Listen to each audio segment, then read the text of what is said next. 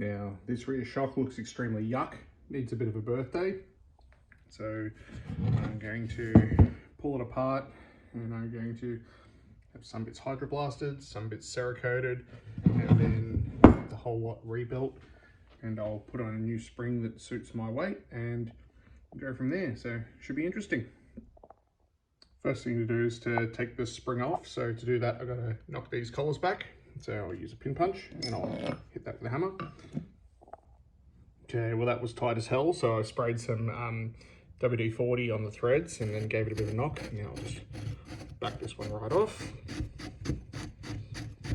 That's going to take forever. Okay, now that one's backed off, you can do the next one, and you can do that by, usually do it by turning the spring, but I need 2 hands for that, so I'll do that now. A little trick I worked out a while ago is when you're trying to turn the lock ring by the spring, if the lock ring doesn't want to turn with the spring just slips, you can actually just jam a little nut in there or some sort of little thing to wedge it in place, and that'll allow you to just rotate the collar by turning the spring instead of knocking it.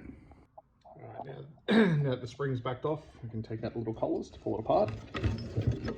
So slide this one out. Awkward one-handed. There you go. That one. The spring will just come off now.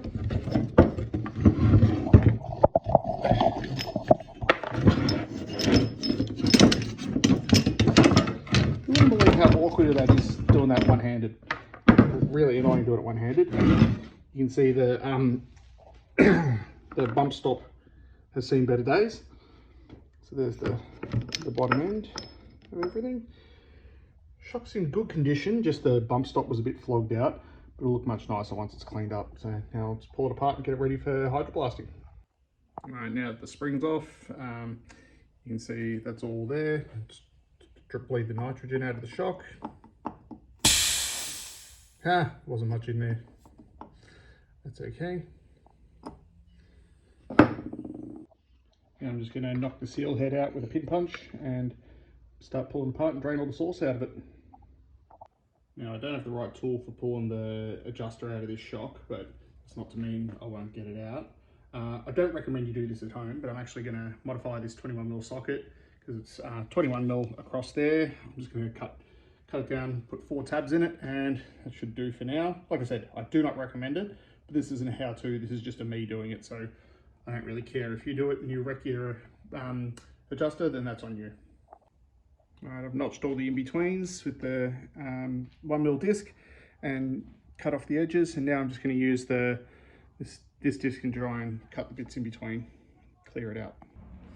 It's not pretty, but it should do the job quite fine.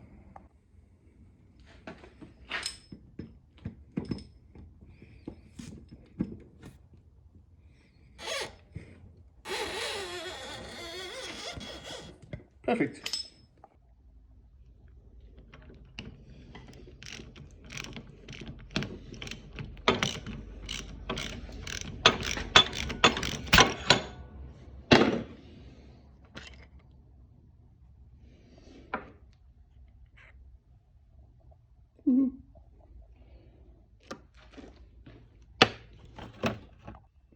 Well, I'm glad I decided to give this shock a birthday because the sauce that came out of it was pretty hideous.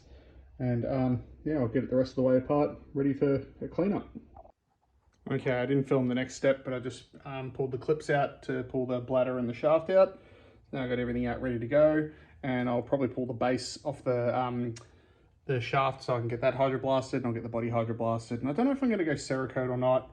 Probably just blast it, but I'll definitely put a new spring on it, and hopefully I'll get some new collars and lock rings, and definitely new bump stop rubber, but everything else seems to be in good condition. Perfect. Well, rear shock looks amazing. Thanks so much to the guys at Cruise Tune. They've anodized a couple little bits and pieces black for me while they had it apart. And then they vacuum bled the rear shock for me and re-oiled and regassed, and everything's perfect. And I got a brand new shock spring on it, a 6 kilo one.